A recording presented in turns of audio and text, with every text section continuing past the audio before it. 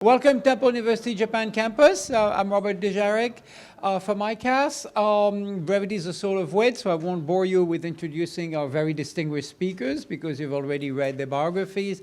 But I'm just here to tell you that in case there's an earthquake and you're not familiar with Japan, the best thing to do is to hide under your chair and not move because falling objects can always hit you. And then if at one point we need to evacuate, we will guide you towards our garden, which is the safer place in this area. The second thing is if you have a mobile phone, put it on vibrate or silent mode. Also we have evaluation forms here. Someone maybe can show one. Here it is. It's on the chairs. So if at the end of the session you could fill them out, that will really help us further adjust our programs to fit your interests, especially as you know, we've just moved to this new campus, so we're taking advantage of this to look at our procedures, whether we're starting at the right time, ending at the right time, or if you have different topics of interest to you, and also we're interested in knowing how you heard about this event. And the other thing, we have kindly provided you with a program that lists some, but not all of our upcoming events. We have actually several coming up later this month and in November. So without further ado, I will give the floor to Tag. No, two. I taught two classes.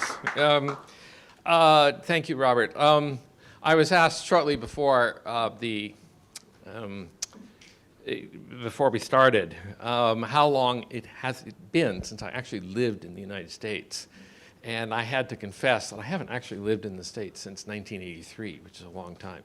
I go back a good deal. Of course, I have family and friends, and the existence of the net means that it feels a lot closer, of course, than it might have, say, 100 years ago. But now I haven't lived in the States. So what am I doing up here, yapping on and on about whether American democracy has a future or not? I mean, I will say this. Well, first of all, I actually am moving back to the States at the end of November. I will be a legal resident of the States beginning on November 28th, Thanksgiving Day. Although I'll keep coming back to Japan, obviously, for as long as I can. The other thing is that I remember Carl Wolfram, who's an old friend of mine, said at one point that Japan is actually a fascinating place from which to observe phenomena in the rest of the world. Because you can see things here that put things in the rest of the world in perspective. You can see phenomena that you recognize in the rest of the world in more extreme forms here. It's a bit like physicists doing experiments at extreme temperatures. So I will plead that sort of basis for what I'm about to say. One of the things that, of course, being in East Asia teaches you is that the East Asian view of history, the Chinese dynastic view of history, is that history is circular. It's not the sort of Judeo-Christian progression from early beginnings to some sort of glorious future, but rather that dynasties, political orders, states, nations, cultures, civilizations go through rises, periods of their greatness, and then declines and falls. And I was thinking about that in the context of the United States, particularly the U.S. constitutional order. There's nothing written anywhere in any scripture that says that it's foreordained that the U.S. constitutional order will last forever. In fact, if you go back to the words of the founders, the men who wrote the Constitution, they were, I think, rather skeptical that it would last all that long. John Adams, in fact, said that the Constitution was really designed only and would only work for a moral and religious people. Now, I don't know whether, I'm not going to take an issue on whether the Americans are today a moral and religious people, but I suspect that if John Adams were to come back, he might be a bit skeptical. So what I thought I'd do is I started off by saying, okay, the United States, if future historians might date the decline and fall of the United States from the 2016 election. 1789, of course, was the year that the Constitution went into effect, that it was approved, and George Washington became the president. And in 2016, we had an election in which we put the least qualified man ever into office, not only least qualified, but such an anomaly in terms of U.S. history, and that one could, perhaps future historians may indeed date the decline and fall of 2016. But I think it's important to point out that the Trump phenomenon did not appear out of nowhere. It wasn't as if we had this wonderful, healthy politics, great dialogue, respect for each other, functioning democracy, and then all of a sudden Trump appears out of nowhere. It's been going on for some years. But just to go through this, Roman Empire, 27 BC, Augustus becomes the emperor. Many historians date at least the beginnings of the fall of the Western Empire to Diocletian's conclusion that the empire was too big to be governed. The regency of the Fujiwaras. The Fujiwara control over the organs of the Japanese state. Historians date the beginning of the end of that to 1087, when the Emperor Shirakawa retired and pushed aside Fujiwara regents, even though it took another 100 years for Fujiwara rule actually to collapse. The Ming Dynasty, at the time the greatest economic, cultural, technological force in the world. In 1618, the Manchu leader Nurhaci issues the 7 grievances against the Ming. The Ming would fall in 1644. Mughal Empire lasts 181 years, lasting from 1526 to 1707. The succession struggle, 1707 was the year of the succession struggle that after the death of Emperor Aurangzeb, if I'm pronouncing that correctly, and it would fall in 1720. Going back to Japan, Tokugawa Bakufu. Of course, we all know that it formally ended in 1868, but many historians date the beginning of the end to 1838, the burning of Osaka by Oshio Heihachiro, and it evident that the Tokugawa Bakufu has been unable to cope with the challenges that would be forthcoming. British Empire. British Empire, 1763, victory in the 7 Years' War. 1942, Britain is unable to protect Singapore from the Japanese, and that message is that's the end of the British Empire, and it would, of course, dissolve within the next few years. So, is 2016, will we look back in the future and say that 2016 represents the beginning of the end of the U.S. constitutional order? And we'll have some time to discuss, I hope we'll have some time later this evening, how actually that might take place. I would say right now the 2 most likely scenarios involve Trump refusing to abide by either House impeachment or by defeat in the 2020 election, electoral defeat. And there was an article in the New York Times today, Noah Feldman, a professor at Harvard Law School, suggesting that we are right in the midst now of one of the gravest 3 constitutional crises since the founding of the country. Other scenario, someone who becomes president who's able to take advantage of the kinds of anxieties and hatreds, populism that Trump has done, but is much more capable than Trump, much more competent than Trump, able actually to manipulate the organs of American government. But one thing, however, is that the United States is not alone in dealing with these kinds of crises. We are dealing with a general, if you want to call it, civilizational problem. And what I'd like to do in the rest of the time that's left to me is to try to tease out what differs, what is specific to the U.S. vis-a-vis what is afflicting all of the Western, and I specifically say Western liberal capitalist democracies, because Japan, again, is an interesting outlier. What you do not see in Japan, even though Japan is a liberal capitalist democracy, you do not see in Japan many of the same phenomena. And Greg, my co-panelist, gave a very interesting talk 2 years ago here, we're there at the Azabu campus of Temple, on just why populism, the kind of populism that we were seeing in most of the Western countries had not appeared in Japan. So let me I'm already 10 minutes into my talk, with some general, what I see as some general threats to the liberal, democratic, capitalist political order. Now, I try to make a habit of reading stuff that I'm going to disagree with, which means well-written stuff, well-thought-out stuff, things on parts of the political spectrum that I might not pay attention to. And 2 of the most impressive books that I read recently One written by a thinker who is generally seen as an eminent leftist thinker, and another by a thinker who is seen generally as an eminent rightist thinker. And they both came essentially to the same conclusion, that the civilizational crisis we are dealing with is actually a function of success. Now, the leftist thinker was talking about the success of capitalism. The rightist thinker was talking about the success of liberalism. But what I've done here is take two passages and confusing, and rather saying, not indicating which one is said, but here is one of the thinkers. And you can take 2 seconds or 30 seconds to read this and ask yourself, is this a left-wing thinker or a right-wing thinker who has written this?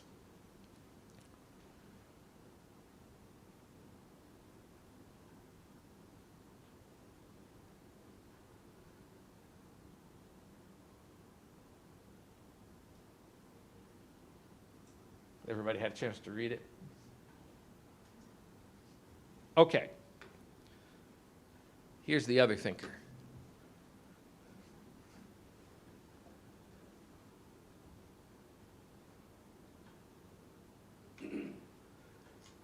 Okay, anyone want to guess? Which one is the guy on the, oh, I'll give him one thinker. They're both men. Which one is the guy on the right and which one is the guy on the left? Okay, we'll start with the second one. You think this is written by somebody on the right or on the left? Okay, I'm not going to embarrass you here.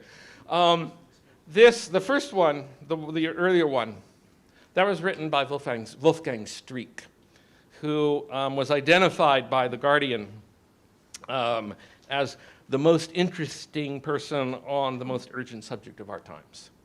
The Guardian identified the author of this piece, Patrick Deneen, in his book, The End of Liberalism, as an anti-democratic thinker inspiring America's conservative elite. But I should say in his defense that Barack Obama put it on his summer reading list last summer, and Cornel West provided one of the blurbs on the back of the book. So, but it's interesting that these two thinkers come effectively to the same conclusion, that what we're dealing with here is the success of the system that we live under, this liberal capitalist order that we live under, and the collapse of any alternative. And this is something, of course, that's true of all the Western democracies. Now, part of it is we go back to what the French like to call les 30 glorieuses, which is the 30 glorious years following the end of the Second World War. One has to remind oneself that conventional wisdom in the 1930s held that liberal capitalism was dead, that it could not survive, that the alternative was either some kind of national socialism, fascism, along the lines of what you were seeing in Nazi Germany, or would be some form of socialism, communism, under the lines of what you were seeing in the Soviet Union. And people like Orwell were trying to make a humane socialism. The idea that capitalism could be resurrected, no one really thought that. I mean, even including people like Joseph Schumpeter, the great economist who wrote that, that capitalism contained the seeds of its own destruction. But what we had in Les 30 Glorieuses after 1945, the events of the 1930s had so scared elites in the West that both domestically and internationally through the Bretton Woods system, for the first time, or maybe the only time in history, they actually designed a system that was deliberately put together, that was tried to ameliorate the conditions that had led to what they saw as the collapse of political decency and the coming of the Second World War. First of all, you had a modus vivendi between capital and labor. It wasn't that capitalism was abolished, but rather that labor was ensured a piece of the pie, that you got a robust safety net financed with steep progressive taxation, strong unions, which meant that the factory floor shared in productivity gains. And even though capital accumulation, capital assets were left in private hands for the most part, that who had the option, private hands, to make what they would, responding to market signals of investment opportunities, when they would not spend, the government would step in and do it.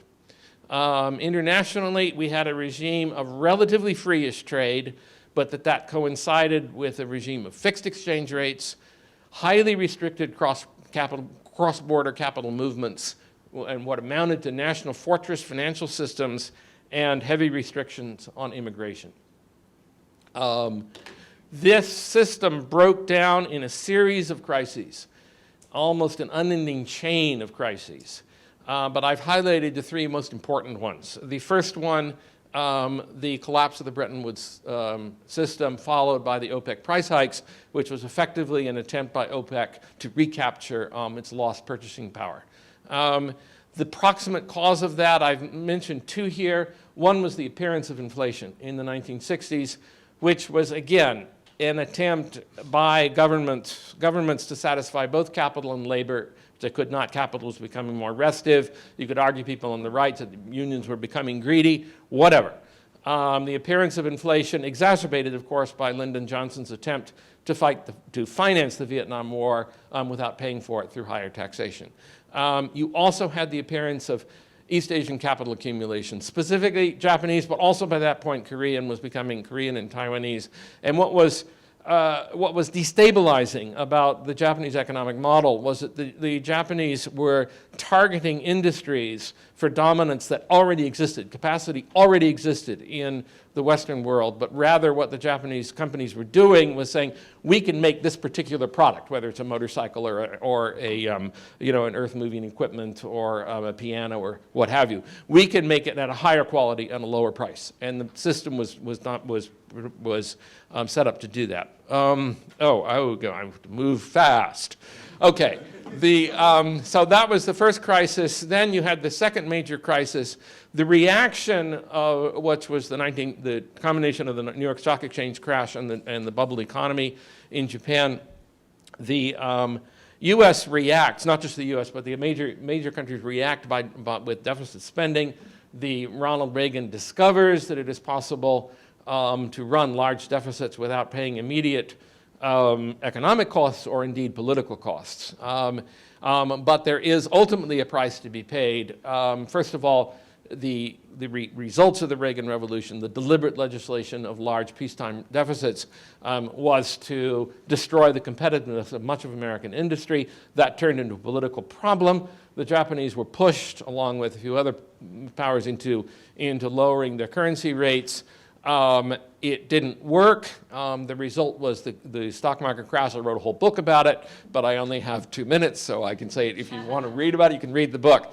But in 1987, the Japanese Ministry of Finance here took specific measures to halt the flight of the dollar. And that we got the bubble economy as a direct result. The bubble economy, which was the first case of a major liberal capitalist economy deliberately blowing up asset bubbles in order to forestall economic difficulties, something that would then be copied by other economies, in particular the United States, and accompanying exploding private sector deficit with capital. And the result of that exploding private sector deficit was the financial crisis. And the result of that financial crisis was that in both the United States and in Europe, capital was bailed out, labor was stiffed. So you want to ask why people are angry? You go back to 2008 and 2009 and see what happened in both the United States and Europe. Who suffered and who managed to get out scot-free? I don't want to come on here maybe I'll just skip this because we don't have enough time. But I mean, the Marxist contention that we have that ultimately the commodification, the Marxist analysis, the commodification of an economy, ultimately you commodify money, land, and labor in ways that would bring about the collapse of capitalism, not in the way he predicted. But I want to mention also the end of the OECD middle class, or the possible end of it. There's a wacky blogger by the name of John Michael Greer, whom I often read because he has some interesting things to say. But he contends that what we really have now economically are four classes in the Western liberal capitalist world. We have an investor class at the top that doesn't need to work. Often they do for social reasons, but they don't need to. They can live off their investments. We have a class at the bottom that lives off of government handout. And then we have two other classes. A salaried class to people with nice incomes, good benefits, effectively economic security. They lose their job because of their human capital. They can probably find another similar job. And then we have a wage class. That is people who live month to month, no benefits, no vacation, no time and so forth. And that what we've seen is the increase in the numbers of the wage class as the salaried class diminishes, which we've got now today free movement of people, that is to say widespread levels of immigration. One of the most interesting phenomenon of the last 15 years is how immigration, which was once denounced by the left and the libertarian right liked it, and you got a switch. The free movement of technology, and what I mean by this is that what we may be seeing for the first time is not only are we technologically able to feed and clothe everyone at a reasonable level of comfort, but we're technologically able to cater to everyone's desires, but we don't need everyone to work anymore. And if we don't need everyone to work anymore to fill the demands that everyone has, what kind of life is available, what kind of self-respect is available to people who don't have jobs? And finally, of course, the free movement of capital. I mean, it should be pointed out that David Ricardo, who was the original theorist of free trade, conceded when he was his arguments, people who were arguing against him, that free trade would inflict very great damage if capital relocated to take advantage of lower costs elsewhere. Ricardo dismissed, he regarded the danger at the time, which is 1817, he regarded the danger as pretty much abstract. It is no longer abstract, obviously. Money chasing a low class, we'll call it. And the rise of a meritocratic cosmopolitan global elite. The three of us were talking about that just before we started. But I mean, you used to have, people who were born into the ruling strata of society. I mean, one saving grace is some of the better of them were aware that they were there purely through accident. Now people who are in the global cosmopolitan elite are people who work like dogs to get there, sacrifice much of their childhoods, their emotional lives, their leisure lives, and so forth. And there's a sense, I deserve this high lifestyle because I have worked so hard. And also, we see the decay of connections to local populations. You have a cosmopolitan global elite of people who they may look different, they may come from different racial and national backgrounds, but they have the same tastes. So they listen to the same music, they buy the same clothes, they spend what little free time they have in the same way. And that creates enormous amounts of resentment. Now, let me just very briefly go through things that are special to the US. I got a chance to look at Greg's presentation. These are things that are peculiar to the US as opposed to the other liberal capitalist democracies. And Greg is going to talk about the constitutional architecture in the United States, which almost dictates a two-party system. And when you have a system where it's really not possible to have more than two parties, what is the result when neither party represents the working and represents that wage class interest, which I think is increasingly what's happened. I mentioned the 22nd Amendment. I can go back to it later. That's the one that prevents a president from serving more than 2 terms. Healthcare. Insurance in the United States peculiarly is tied to employment. This is a residue of the 1940s, but because under wage and price controls, so companies were competing for workers. They couldn't offer them more money, but they could offer them healthcare insurance. There's no incentive for cost control. I think education, financing at lower levels with property taxes, which creates huge disparities in educational quality in the United States and also has an enormous effect on American real estate markets and settlement patterns. It's similar to healthcare. The users have no choice. Basically, you want a job decent job in the United States, you have to have a college education. And government picks up the tab, but no one can, with similar consequences. Now, exploited class of adjunct faculty. I'm not, I was an adjunct professor here, and I don't feel I was exploited here, but nonetheless, you have something similar there. This is a quote from Deneen's book. which we don't have enough time to look at, but the way in which the scandals that are now circulating around admissions policies by the leading American universities. And a credential from a leading American university is, again, it's the entry ticket into the American elite. And the scandals that are circulating around them, the opaque ways, just been highlighted a bit by the court case that was brought against Harvard. But this is something, again, I mean, you can argue that in a country like, Japan or France, that, well, yes, I mean, rich people figure out how to make sure their kids go to JUCO and get all the extra tutoring and so forth. Nonetheless, at the end of the day, there is an exam. It's an objective exam. You either pass it or you don't. But in the States, well, how come? I didn't get in. Well, you don't have enough spunk or personality or what have you.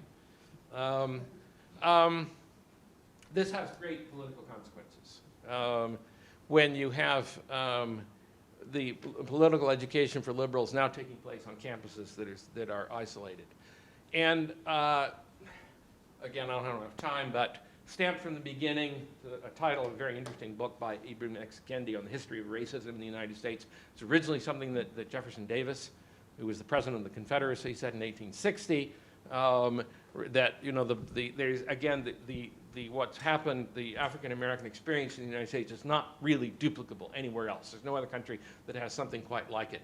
The Reconquista, which is the word that's often used, much of the southern part of the United States, all of the Southwest and Florida, were taken from Spain in a series of wars that some people regard as invalid, and they remain very heavily Hispanic populations. So it's not like the Islamic immigration into Europe. It creates its own sets of issues and problems. Also, when I mentioned the global brain vacuuming, what I mean here is the United States is still, despite its many problems, sucking in high-priced and highly trained talent from, well, particularly from East and South Asia, in ways that are not comparable to what's going on in Europe. Finally, 1 minute. Finally, this is very important. This is what I've spent most of my, my writing life devoted to, is the dollar is the world's money, which is something, again, a couple of my students said they were going to come tonight, but I mean, I put this on the exam. I put this on the exam. They had to spend an hour writing why it was that by the laws of accounting, given the dollar is the world's money, the U.S. must run a current account deficit. There's no alternative. And as I say, I can't go into that now, what the reasons for that. But the result of that has been the systematic transfer of production capacity overseas. And that is something that is of enormous benefit to the United States, in the sense that the United States has a much, much higher standard of living than it otherwise could enjoy. I disagree with Elizabeth Warren when she says we ought to take measures to end this. You end this, and she's going to have a much bigger, much smaller pie to divvy up. On the other hand, all the benefits of that have been taken by the well-off in the United States. And none of the benefits, or almost none of the benefits, have gone down to the lower order of society, except for people who go into the military, for the young soldiers who go into the military. Because this is another aspect of it, is that the United States can fight wars and does not have to finance them. It can finance them through the operations, doesn't have to raise taxes to finance them, which makes for, okay. Yeah, if someone is interested in this during the Q&A period, I can elaborate, but I'm not going to elaborate now. And the other one is this one. Those are two things that at least I think the Democratic Party needs to think about profoundly. So, okay, I'm finished. So if anyone has any questions, please hold your fire. It's quite likely that either Greg or Robert will answer those questions, or they will seem, in retrospect, to be unimportant. Let me give you a brief overview of where I'm going, and then say just a little bit about the stance I'm taking as I look at this. So I'm going to talk a lot about partisan polarization, particularly the extremism of the Republican political elite. It's not just the Republicans, but they're more the drivers. And I'll argue that that's a product of long-term trends, including ethnic transition, inequality, and not just Donald Trump. And it also, I would argue, reflects the weakness in the design of the framers who didn't anticipate the power of parties in the United States. the very end, I'll talk a little bit about what this implies for Japan, and I'm going to argue that in the short run, at least, it's not too severe, but in the long run, we all have problems. Okay, a word on where I'm coming from. My specialty is comparative politics. I'm not an American political specialist, and partly for that reason, I tend to be more critical of the American Constitution and of American political parties than a lot of American specialists. I'm particularly critical of I will be particularly critical of the Republicans because I think they deserve more of the criticism, but I should emphasize a couple of things. I believe in competition more than the competitors. So I'm not in any way affiliated with the Democratic Party. I'm not going to get a job with them. I don't talk to them. I'm not a speaker for the Democrats.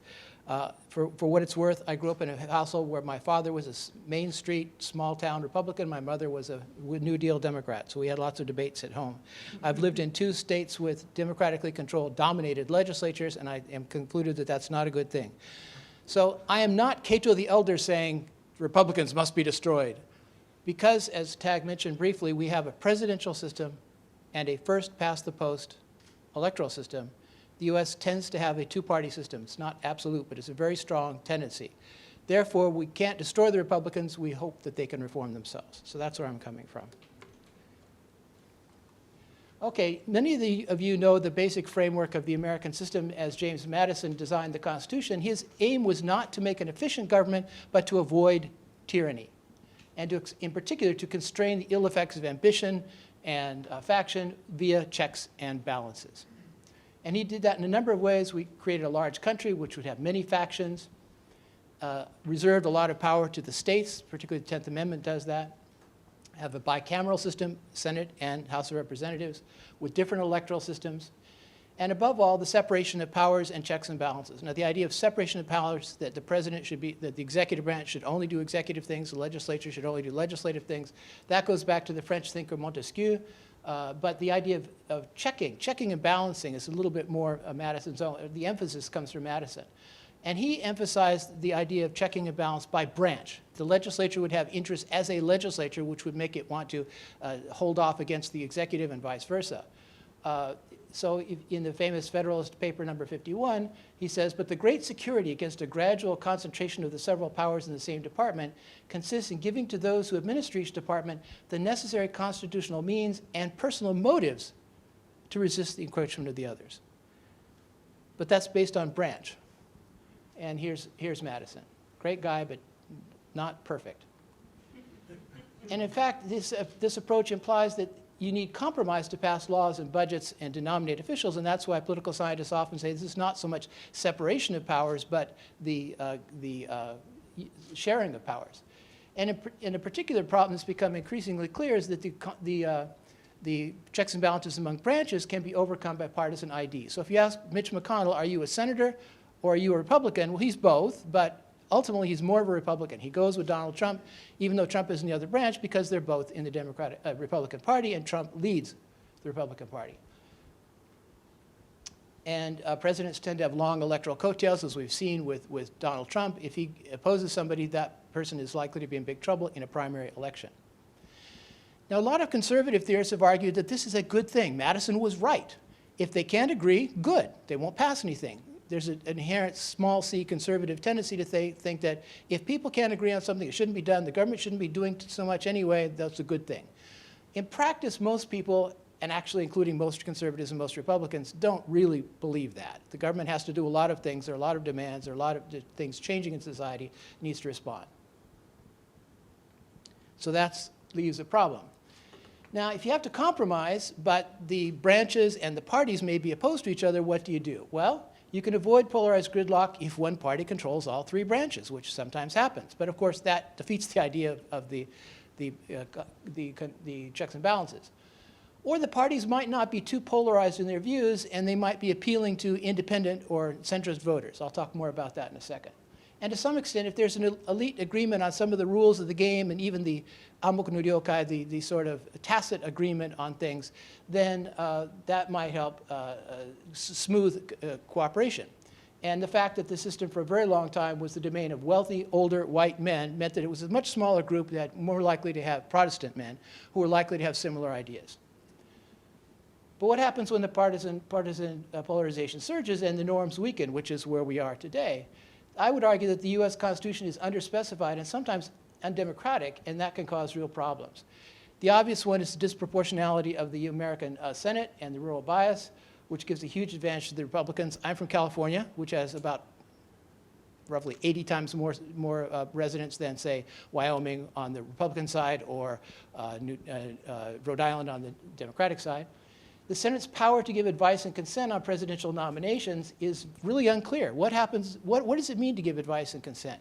What if they just reject every person the president puts up? What do you do? It's not in the Constitution. Budgets. What happens if the separate parties involved, the House of Representatives, the Senate, and the president don't agree? Well, they have to compromise. And how do they compromise? That's not really very specified. And when you've got a majoritarian first past the post-electoral system in a highly disproportional system, as with the Senate and so forth, and when you've got a polarized electorate and partisan primaries, when you put all those together, under some circumstances, that can exacerbate extremism. If you think of a Republican primary these days, you have to be pretty conservative to win a Republican primary. If you want to win a Democratic primary, in most districts, you have to be pretty far to the left. So under those circumstances, this system can leave us a real dilemma. So this is the US Senate. What does advice and consent mean? And the historian Ray Raphael has pointed out, no one really knows what the founders meant by this. Now, this is not new. You can go back to the founding of the Republic. You can look back to the creation of mass parties under Jackson and Van Buren. And as you all know, Madison's brilliant organizational structure wasn't sufficient to stop the Civil War. Elites could not agree, and they ended up fighting each other. And the post-war Civil War solution for a long time was Republican domination. So it wasn't so much checks and balances, a domination by one party, as I mentioned, and it was polarized, and there was a lot of corruption and violence and inequality. So this is what happened in the moving in towards the Civil War. And we had the solid South, solidly Democratic, the old South, and pretty much every place else was dominated by the Republicans through most of this period. And they did succeed in encouraging capitalist development. It was somewhat effective in that sense, but there was a lot of, we tend to forget, there were a lot of strikes and riots and assassinations, presidential elections that led to unclear results. Lots of nasty things happened that we tend to forget about. Now, there was a period that many of you either experienced or have read about where things weren't so bad. In the 20s, although there was a high degree of inequality, there was reasonably rapid economic growth.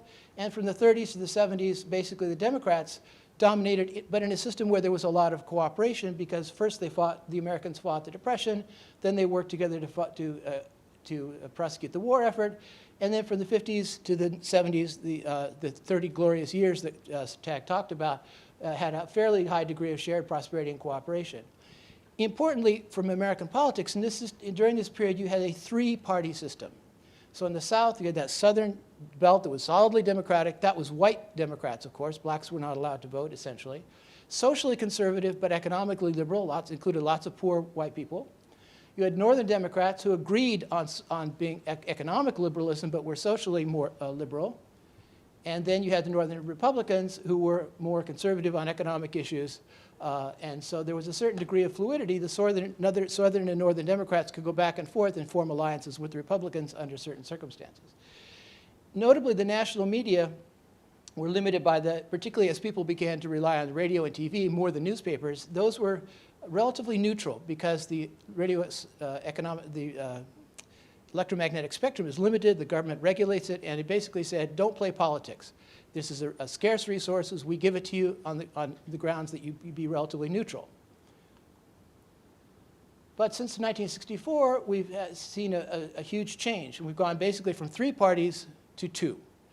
The civil rights movement led mostly by African Americans, the war against the Nazis and their racism, and then the Cold War competition to appeal to developing countries, most of which were not white, led to the Civil Rights Act of 1964 and the Voting Rights Act of 65. Those were deliberate, a political choice. We can credit the leaders of Martin Luther King, or you can credit Lyndon Johnson, but these were larger historical trends. At the same time, almost exactly the same time, you had immigration reform, which nobody really anticipated would work out the way it did.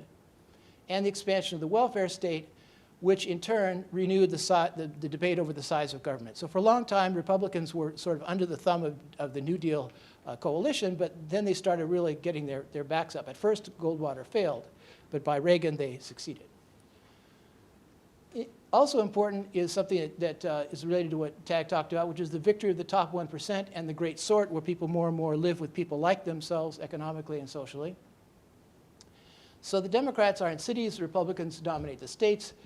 It's important to note that Republicans tend not to be poor people. The idea that you got somebody who lost a factory job in the Midwest and turned Republican is mostly wrong. Often Republicans come from declining regions, but they tend to be upper middle class members of those regions. You got a surge of immigration. And this is interesting. Whether or not white people are going to become a minority is a tricky question, which we can talk about if you're interested. But if we just accept that we know what white is, which is not so simple, but if we just accept that, it's striking not just that white people are declining, but that Christians are declining. Now, if you're not used to the United States, this might not be so shocking, but if you're used to the US as a country completely dominated by white Protestants, this is a huge change. It's not very long either. It's easily within my lifetime. So I mentioned the three electoral. So you had the Southern Democrats, other Democrats, and Northern Republicans. And by 2012, you've got the coast versus the South and the homeland, if you will.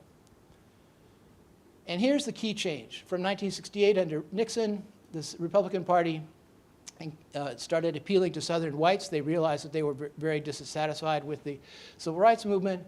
And minorities, particularly blacks who had often voted for Republicans, moved to the Democratic Party. And we got a sorting out. It took about 30 years, but a sorting out. The media became more plural, and it became easier for politicians to directly connect to voters. So you had less in the way of media gatekeepers. They declined.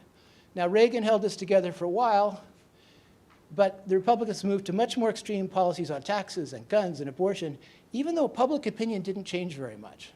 This is an elite, particularly politically dominated change.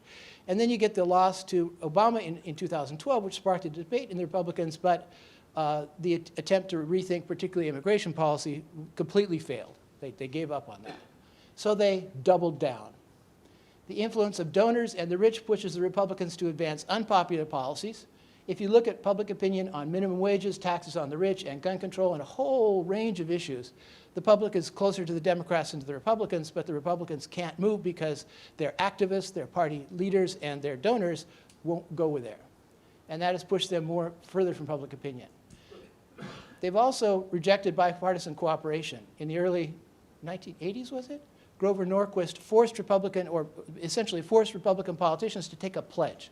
I will never raise taxes. George H.W. Bush went with that and then had to backtrack on it. It really cost him, and they learned the lesson. So this is the same time that the population is getting older, healthcare is getting more expensive, so there are demands, but the Republicans can never raise taxes. Newt Gingrich, if there's a single evil person in this tale other than Trump, there he is. Attack neutral institutions. I particularly love the Office of Technology Assessment. It's a great agency. He immediately got rid of it because they actually were neutral and well-informed. And attacked bipartisan cooperation.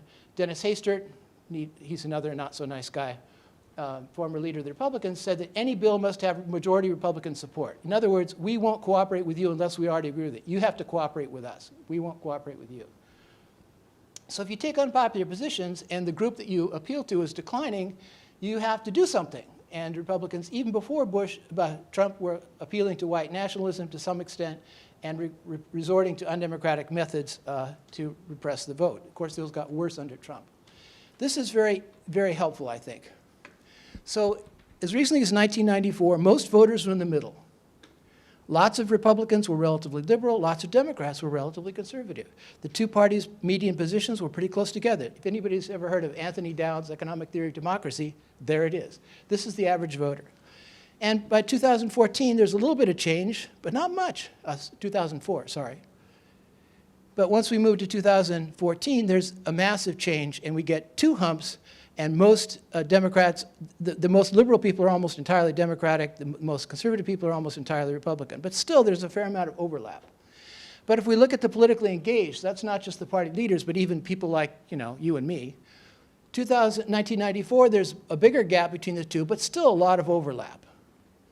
2004, still, you know, a little bit more separated, becoming more polarized, but still a lot of overlap. But look at 2014.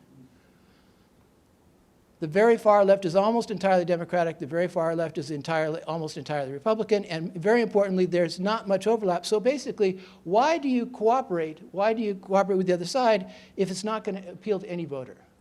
The ones who like you already like you. The ones who don't like you will never vote for you. That's very different from this world.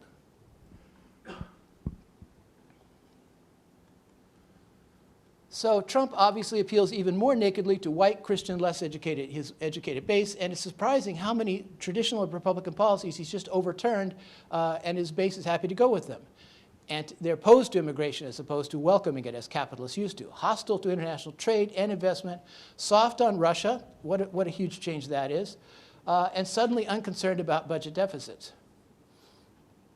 But when it comes to the actual policies on taxes and regulation, the traditional Republican approach is won out. So basically, you feed the masses, the voters, Republican voters, white nationalism, and keep the line on taxes and regulation. Whereas television and newspapers, television and radio used to be dominated by the elite media gatekeepers, now the president can directly communicate with his voters through Twitter. Voter suppression has intensified. And now the norms of cooperation have been basically stomped upon. So what's the Democratic reaction? Democratic white voters have moved surprisingly far to the left on race and immigration and social democracy. We could talk more about that if you're interested. There are fewer swing votes, as I just suggested, and also heightened emotions. This, I think, is really quite striking. 1958, almost 3/4 of people said, I don't care who you marry, it doesn't matter what their political affiliation is.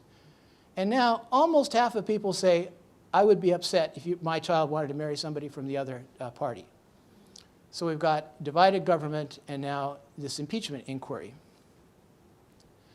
Now, the continued decline of white Christians and the defection of young people, the college educated, and the women mean that the Republicans have a big demographic problem. How urgent that is, this election, next election, 10 years is not clear, but the long-run trend is pretty clear. They're going to have to abandon or at least water down both Trumpism and traditional low-tax Republicanism, and they're going to have to become more like conservative parties in the rest of the world. Remember, I'm a comparative political scientist. But that's going to require severe loss first, and as Tag mentioned, it's not even entirely clear that they're going to accept a loss. They'll maybe say there's some reason why it wasn't legitimate. We could have a real crisis. And Trump does, among the many quadrillion things he's done that are really upsetting, this is one of them, to retweet basically hinting that we won't accept an unfavorable result. And this is the guy who emphasizes that he believes in the Second Amendment and individual ownership of guns. So what does this mean for Japan? Obviously, there's some bad news. Lack of consistency and professionalism in U.S. foreign policy and a very destructive attitude towards international cooperation. Most of this you've probably read about. In some cases, you can argue it's kind of mixed. North Korean policy, well, he hasn't solved the problem, but he hasn't made it terribly worse. We haven't had a war with North Korea. Bilateral trade policy pressure on Japan hasn't been too great, so arguably not so bad. And there are a couple of things that are arguably good for Japan. One is that the Democrats and Republicans can agree on very few things, but one of them is that they don't like China, and they're sympathetic to Japan. Trump is generally skeptical of military intervention, and so are many Democrats and some Republicans. So there's less chance that Japan will get caught up in a war it doesn't want to fight. And you can argue that the very fact that Trump is leaving the international stage to others gives Japan, Prime Minister Abe, for example, a chance to do things, play a more active role. So the question becomes, if the Republicans reform, can the U.S. repair norms of truth and mutual accommodation? I'm not terribly optimistic, but I hope so. Can it reform institutions? Well, many big changes would certainly be blocked by Republicans and also other vested interests. Trying to reform the Senate is very difficult. Giving statehood to the District of Columbia, Washington, D.C. would be very difficult. But some things are possible. There's a fix for the Electoral College, which could happen, might very well happen, an agreement among the states. We could change the electoral system without changing the Constitution in some cases. That would help. The question for me is not so much, will the Republicans change and is reform possible? The Republicans will change and reform is at least possible, but are we going to get through the next decade? I'm not 100% sure. I'd be interested to hear your thoughts. Thanks. Thank you very much. Make a few comments and then open the floor up for discussion. I think, Tag, you said that in the first 30 years after World War II, there was no mass immigration. I think actually, if you look at the data in Western countries, that's really not the case. I mean, the UK and France were totally transformed ethnically in the 30 years after World War II. By immigration from non-Western societies, often their former colonies. A lot of Northwestern Europe was transformed by immigration from Southern Europe. I mean, including individuals. If you came from Spain in 1955 to Germany or from Portugal, you were coming from a third world country that was culturally, politically as different, if not more different, from what Germany was then than, say, Turkey is today. And of course, in the US, you have the 65 Immigration Act, and even immediately after World War II, there's some relaxation of immigration, partly to take on refugees from the post-World War II disorder in Europe. So I think that's one difference. I think one thing that's very interesting when you mention patriotism, however you define it, is, and that's, I think, one way in which the U.S. upper class, for lack of a better term, has changed, is that if you read about American history, say up to and including World War II, people who were highly privileged, could get into elite schools being half illiterate, didn't have to work very hard, but most of them actually joined the armed forces when there were conflicts, something that stopped essentially when the Vietnam War started. I mean, if you go to Yale, for example, a great supplier of staff for the CIA after World War II, you look at the memorial wall, lots of names from the Civil War, World War I, World War II. Vietnam, you have almost no one. And the ones you have tend to be older, probably actually, often there's no mention of where they worked, which probably means they were CIA officers, or they were old guys who probably had stayed in the military after World War II. So that has really changed. I mean, now if you're in the top 5–10% of U.S. society, you don't fight. A really good example, of course, is Donald Trump, but Donald Trump is not unique. I mean, you have a large number of Democrats and Republicans in his age group who somehow had physical ailments that prevented them from going to Vietnam. I think when you mentioned the exam thing, it's interesting that, and I haven't seen data on this, if you think of Japan, the UK, France, and the US all have highly differentiated tertiary educational systems. Say, unlike Germany, where more or less all universities are partially equal.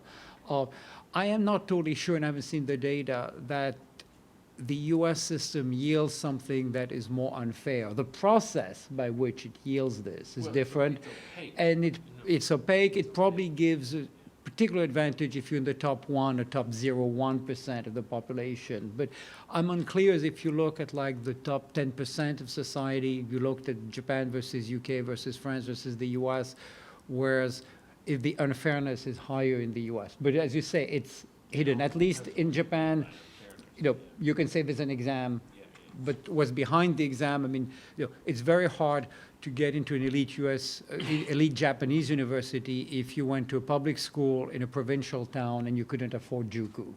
I think it's almost impossible probably to get into a good gakubu. So that's one thing. The global brain vacuum, there's another way of looking at it, which is brain circulation. That's what Anneli Saxenian does. In other words, you come from a less developed country, you go to the US, to Western Europe, to Japan. Yes, it's a brain drain, but you also learn skills that then allow you to develop not only yourself, but your own country. If you think of the Taiwanese electronics industry, large number of Taiwanese went to California, studied electronics, worked for high-tech firms. They said to themselves, no, it's unlikely I'm going to become the CEO of IBM or Intel. They went back to Taiwan. They created the Taiwanese electronics industry, something they couldn't have done if they just had stayed home. So I think that's kind of a true. Greg, thanks very much for the presentation also. I think I think your point about the fact that it's wrong to think that all poor whites vote Republicans is very good. I think that's something that's often not understood, that the core of the Republican base is not made up of poor voters. It's made up of middle class and If I could just wealthy interrupt there. people. It's Yeah. also regional. Yeah. If you take out, if you look at the South, whites are overwhelmingly Republican. Yeah. The rest of the country, it's not Yeah. as Yeah. different. I think what has changed perhaps a little is and I haven't seen data, there clearly is a diploma divide in that at the same level of income, the more educated you are, the more likely you're going to vote for the Democrats and the less likely you're going to vote Republican. And I think what's also changed, if you look at if you look, say, at the last traditional Republican president, say Eisenhower, you look at the Eisenhower administration, look at the GOP today, there's enormous difference in terms of attitudes towards education and science. I mean, it's now okay to be an important Republican and to essentially deny the validity of science, both theoretical science and experimental science. You see that with climate change, you see that with evolution. You wouldn't have seen this during the Sputnik moment when Eisenhower was president. So I think that the attitude towards research, towards education has evolved in certain ways. What you mentioned about the change religion, I think one aspect, you say historically it was a white Protestant society, is we've seen changes where if you look like 60 years ago, US political identification could be to a considerable extent explained by religion or religious affiliation. You know, white Protestant in the North, you'd be a Republican, Catholic or Jewish, you'd be Democrat, you vote for Democrats. Now, it's really more a question of religious intensity. If you're an atheist, if you're an agnostic, if you're a kind of soft Vatican II Catholic, liberal Protestant, or liberal Jew, you're probably going to be a Democrat. If you're a religious fundamentalist, whatever your religion is, you're more likely to be Republican. And I think you see this, it's interesting, at one point, this may still be the case. I think the Supreme Court had no Protestants on the bench. If you go back, even a liberal, I mean, someone like, say, Franklin Roosevelt, would have been horrified at the idea that there were only Catholics and Jews on the court. I mean, he probably couldn't, it would have been unacceptable. It would have been unacceptable to any American Protestant, regardless of whether he was liberal, conservative, a northerner or southerner. Now, if you're a hardcore fundamentalist Protestant, as long as the members of the court on the bench agree with you on abortion, evolution, or whatever, you don't really care if they're Protestants or not.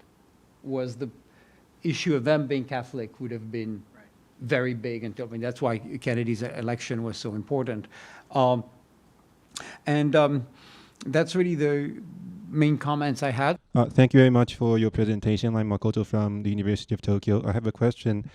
Do you think the fact that Mr. Donald Trump had come to power could be partly ascribed to the austerity measures in Obama administration, as typified by, the budget sequestration in 2013, which will be accompanied by a set of budget cuts by the fiscal 2021, when the authority could make sure that they could cut about $1 trillion in the federal spendings? Thank you.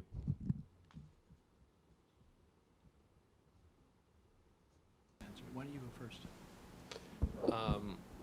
Yeah, I think that had a major impact.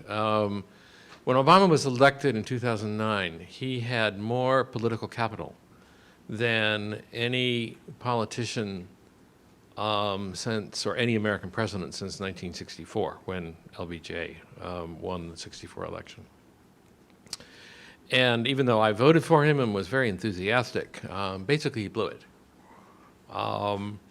He and also the Democratic Party, partly because they were blind, to what was going on in the country as a whole. The cleanup from the financial crisis, which I mentioned in my party, I mean, yes, they had to, in my talk, yes, they had to do what they did in order to save the banking system. The first task of any government in the midst of a financial crisis is to keep money flowing. So they had to rescue the banking system, but the way they did it, there was exactly one prosecution of someone on Wall Street, and Wall Street was rife with corruption. And instead, what you had was the spectacle of tens of millions of people who had been snookered into mortgages that they couldn't afford, losing their homes. And that created enormous political resentment. Second thing that happens is that Obama wastes his political capital without having learned what happened in 1993, when the Clinton administration made the same mistake. instead of building his political capital so that he could reform healthcare, he goes and reforms healthcare first in a way that leaves, him open to attack. Third thing that happened, the deliberate loss by the Democratic Party of their filibuster-proof majority in the Senate by allowing party hacks to put Martha Coakley as the Democratic nominee to replace Teddy Kennedy, who had died. And that meant that she was a prosecutor who had made a reputation for herself by throwing people who were accused of satanic abuse and daycare, molesting, and so forth into prison.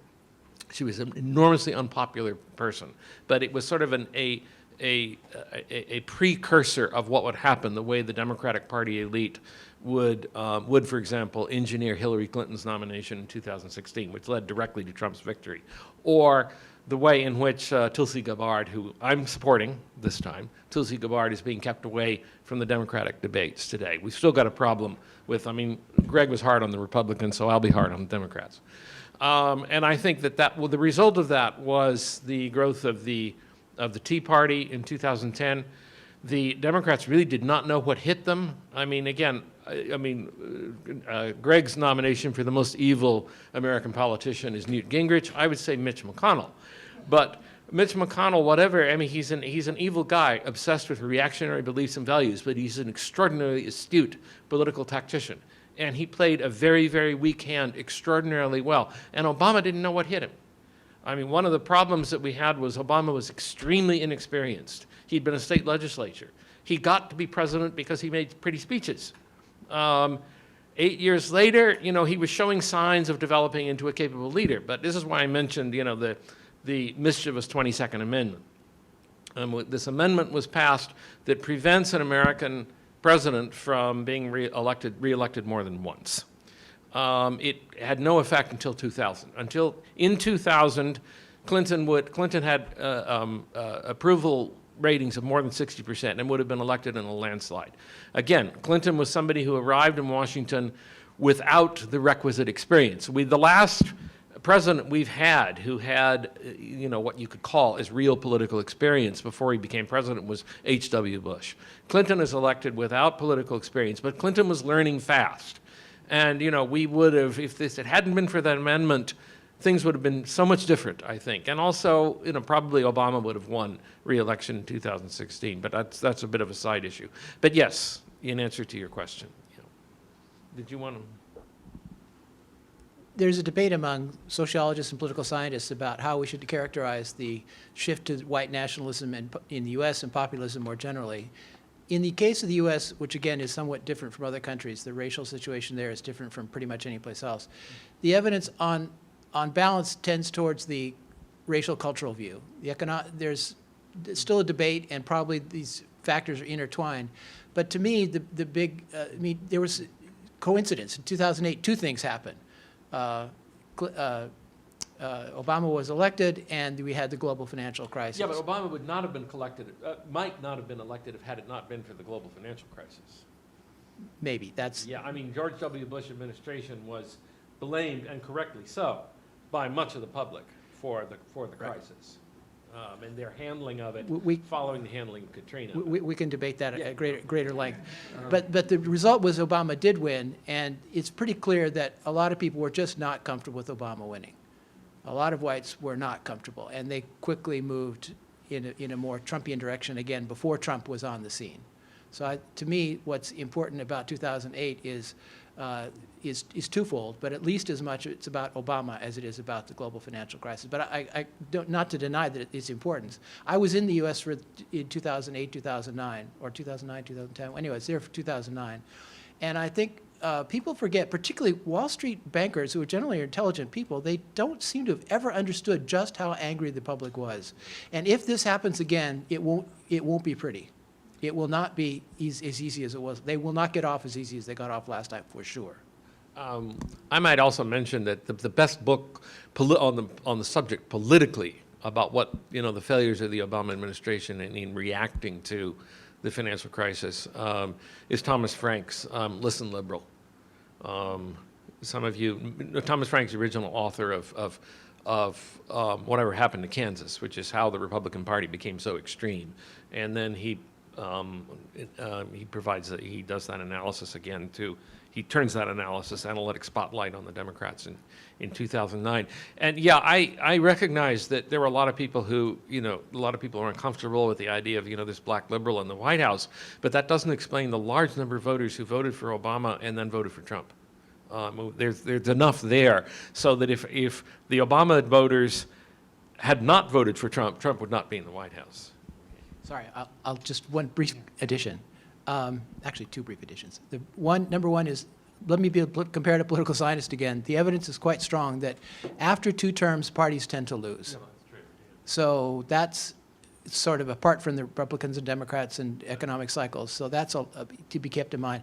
One thing Robert said, I just have to mention this. In the Vietnam War, it's actually not the case that the elite did not fight.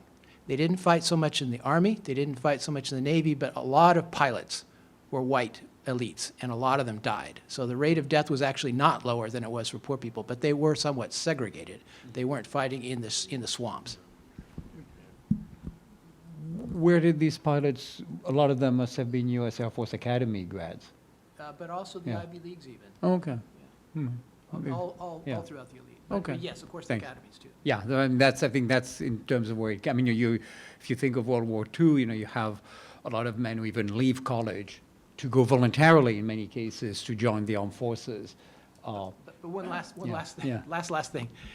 Warfare has become much more capital intensive. Yeah. So basically, and the population is growing. We don't need all the men we have, much less the women. So you aren't going to have a huge proportion of any group going to war now because we can't afford to pay for them. The question is what the proportions are in different segments. I think to follow up on what you said, I think it's interesting because the 22nd Amendment bans a 3rd term and by definition a 4th term, but if you think of U.S. history, FDR's 3rd term, I mean, his 4th term was very short. His 3rd term is perhaps the most successful presidential term of any U.S. president. I mean, it's the term where he pushes the U.S. to engage in World War II. He then leads the U.S. during World War II and sets the basis of U.S. victory in the Cold War by certain strategic decisions. So it's not like it was voted after a horrible failure. I mean, it's not. No, but it was revenge. Yeah, it was revenge. Yeah. Revenge by the Republicans in the 1950s for the Roosevelt administration, as they wanted to say that they were never. Now, I mean, thankfully, we didn't have to worry about a 3rd George W. Bush term. But it is when you consider other political leaders around the world, I mean, it's a job that no matter how well trained you are, it's not a job that you're not going to know what to do when you walk in on January 21st. You look at people like Merkel, like Abe. This is something that you learn as you do, and I'm not going to repeat. If you're interested in this debate about whether it's economics or ethnic and racial feelings, there's a very good book that tends towards the argument that race and ethnicity fueled the 2016 election. It's the Identity Crisis book by John Sides and a couple of other scholars, I think 2 at UCLA and 1 at another university. Other questions? Richard Salmons from TUJ. Richard Salmons from TUJ. Am I working? How's that? Okay. A couple of questions, maybe a domestic one and a foreign policy one. On the domestic front, purely for my own interest, what do you think about what people call the Great Awakening, which is the trend described that now liberal Democrats, liberal whites, are more liberal on social issues than minorities? It sort of reversed the sort of traditional sort of balance in sort of the progressive side of politics. And on the foreign policy front, some scholars feel that liberal internationalism is both affected as a cause and effect by polarized US politics. So that during the Cold War, sort of the geopolitical realities sort of forced a kind of discipline on the US political system in terms of foreign policy. but it also benefited from the fact that the political system at that time, in the 50s, 60s, and so on, was much less polarized than it is now. While now we've sort of got the reverse on both those factors. So that some would say that the election of Trump was only the sort of the final symptom, that if, say, Clinton had been elected, we might be trying to sort of brush, sort of concern about liberal internationalism under the carpet, but many of those underlying sort of structural sort of weaknesses that have emerged in it would still exist. So I'm interested in what you think on both those issues.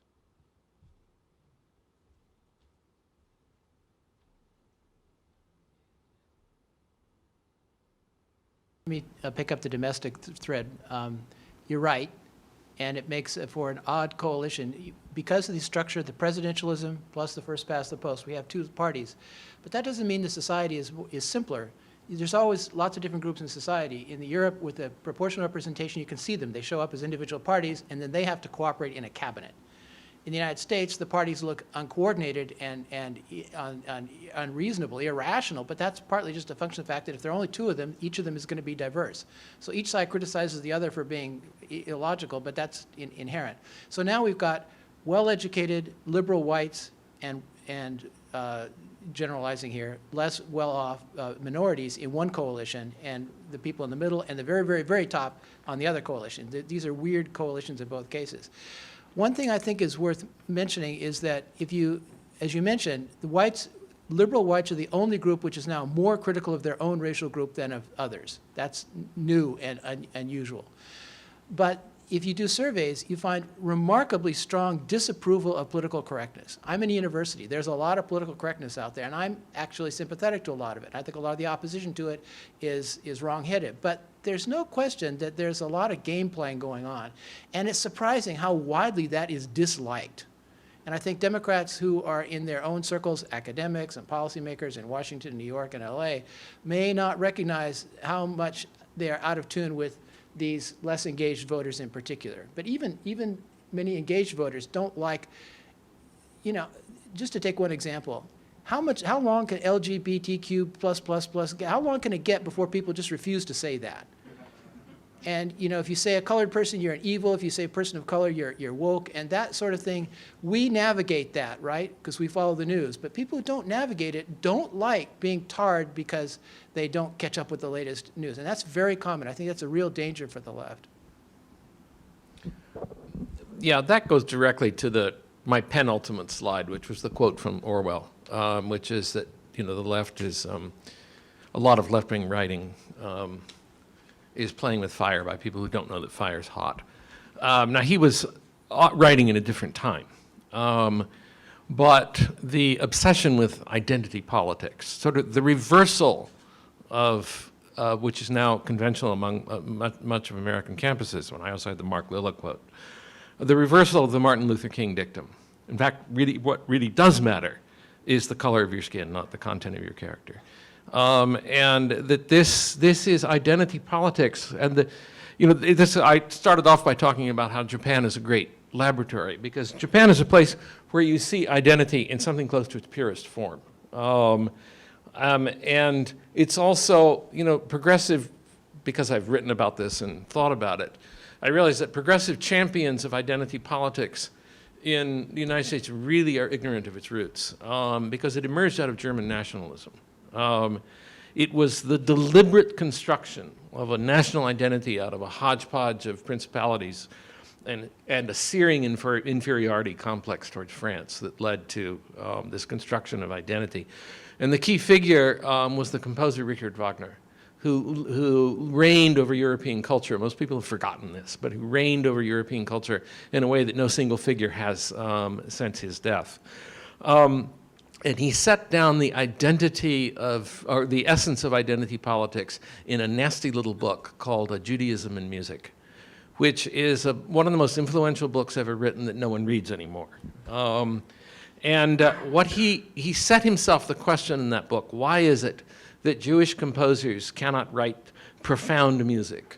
Why is it that Mendelssohn, who was as naturally gifted as Beethoven, doesn't write music that moves us the way Beethoven does? And his answer was that cultural identity is something that you absorb with mother's milk. It's beyond words, and that no one can really assimilate another culture unless they've been born into it.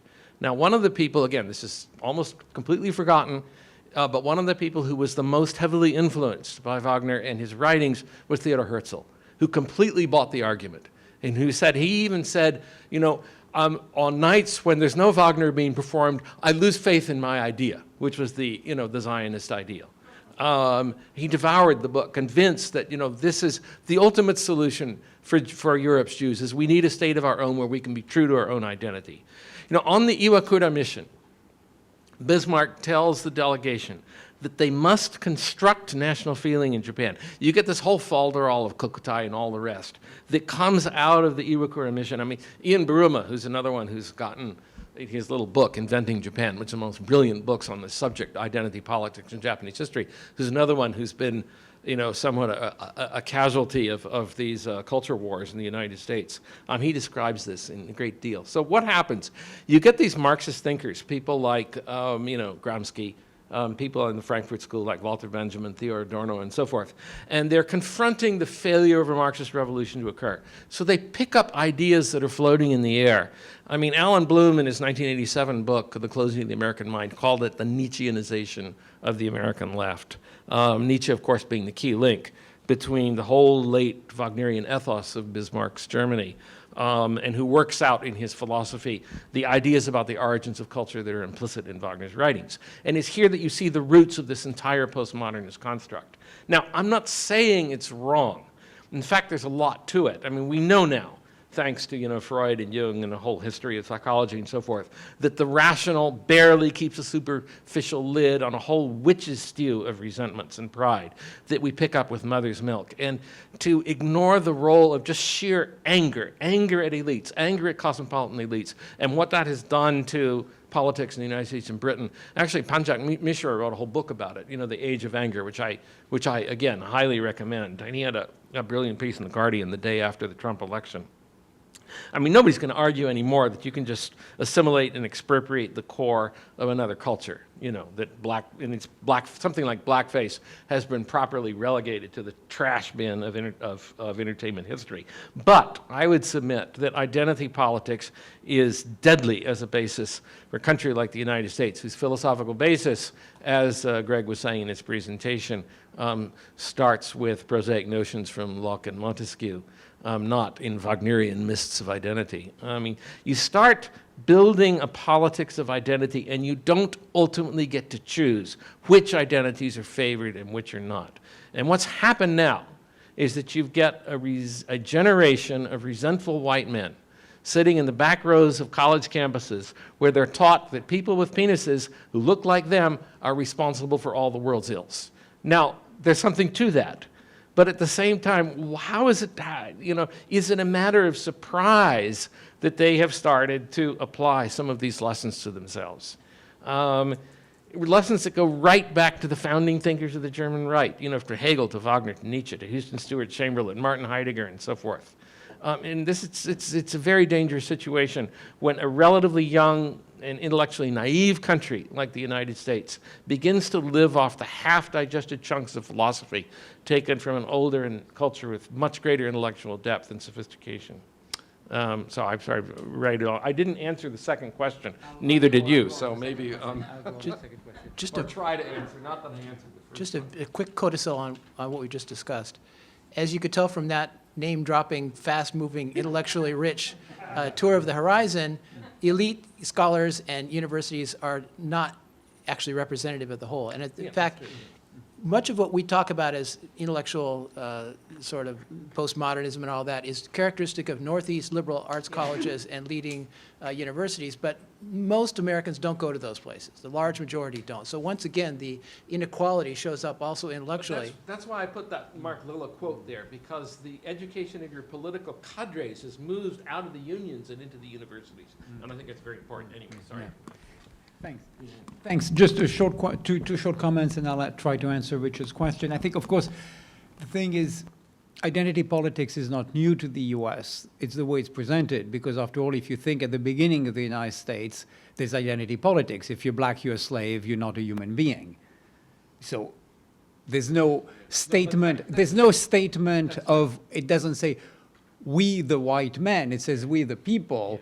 But okay, women are excluded.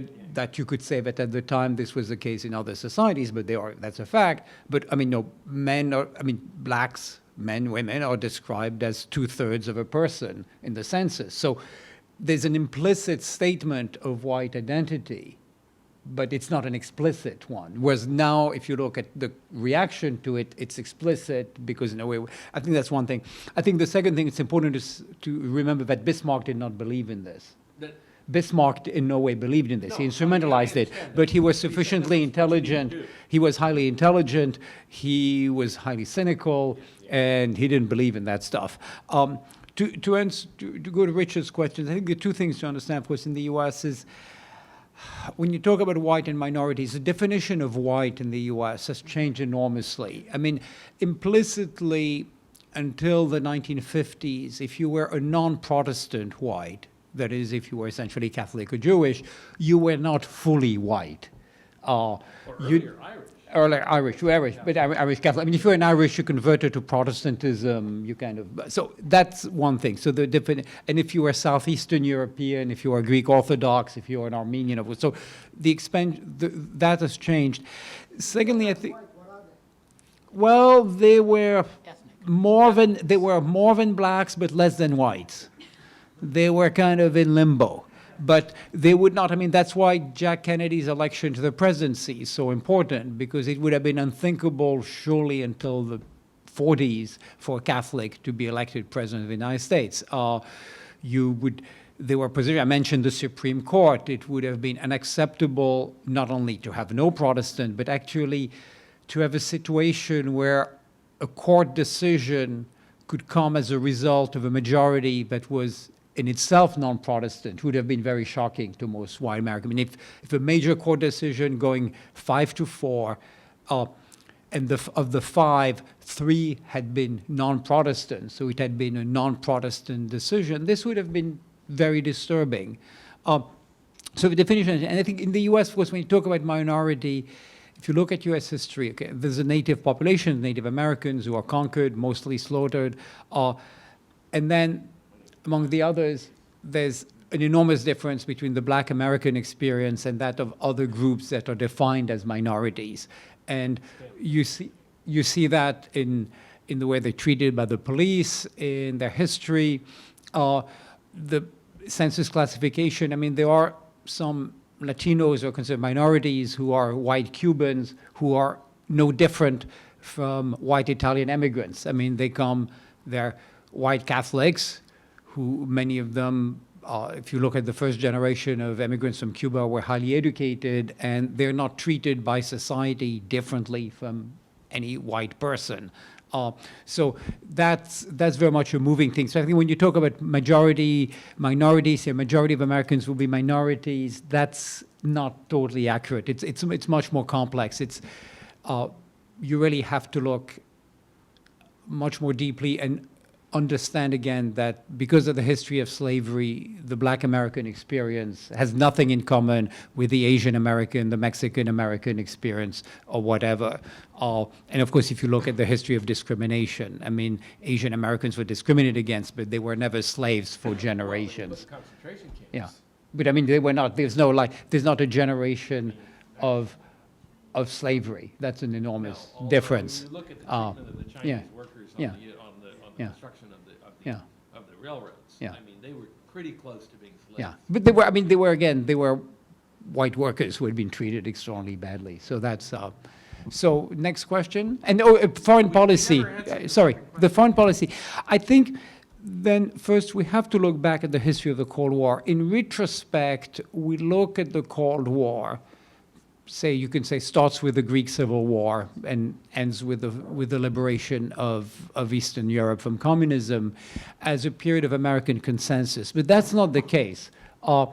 There's first significant number of Americans who oppose to NATO, to the creation of the Atlantic Alliance. I mean, a lot of Republicans because of isolationism, some on the left because they don't see communism as a threat. But you have to go. And then throughout the Cold War, you really have 3 strains. You have the dominant strain, which is actually fairly moderate, which is containment. I mean, it's George Kennan, it's Eisenhower, it's most.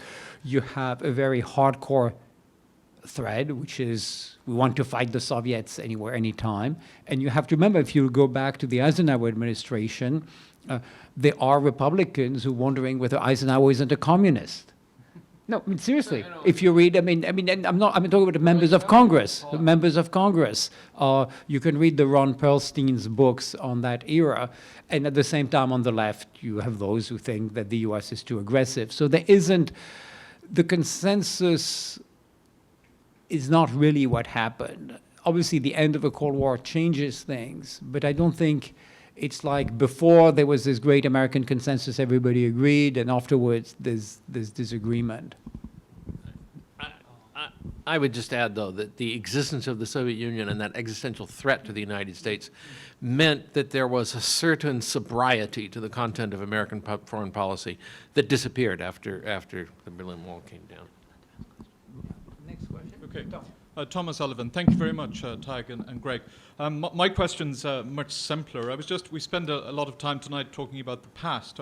Since we're only 12 months away from the general election, I was just wondering if you'd be prepared to give us a little bit of perspective on what you think might happen over the next 12 months. And I'm talking specifically about the impeachment process, the Democratic primaries, and then the general election. And Tag, I guess you spoke about the economy a little bit tonight and gave us some history on what had happened over the last 45 years. I was just wondering if you could give us some perspective on what you think might transpire economically over the next 12 months, given the US-China trade war, etc. I'll start with a short answer because mine was short.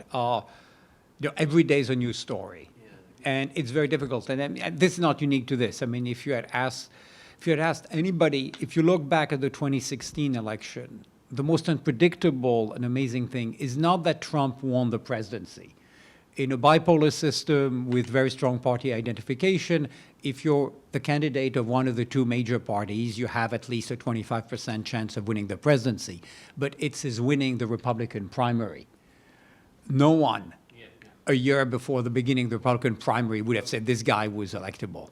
Right. Well, that's why I'm asking, So, I guess, Robert, that there was another failure to predict that 2016. Well, there was another, but I think the failure is often to try to go into the prediction business.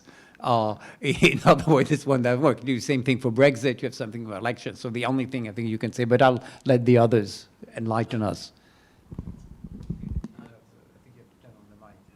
A couple of points very quickly. Trump was a lousy businessman, a lousy negotiator, but a good media person. And what was striking and kind of corrupt about Trump was the degree to which he was able to flout convention, make news, and the news media went along with it because they didn't think he was going to be president and because it was good for ratings. I think they bear, to the extent that these gatekeepers were supposed to keep gates, they left the gate open, and a piece of crap came through the back door. As to the election, first let me play the political scientist. What are the factors we could look at?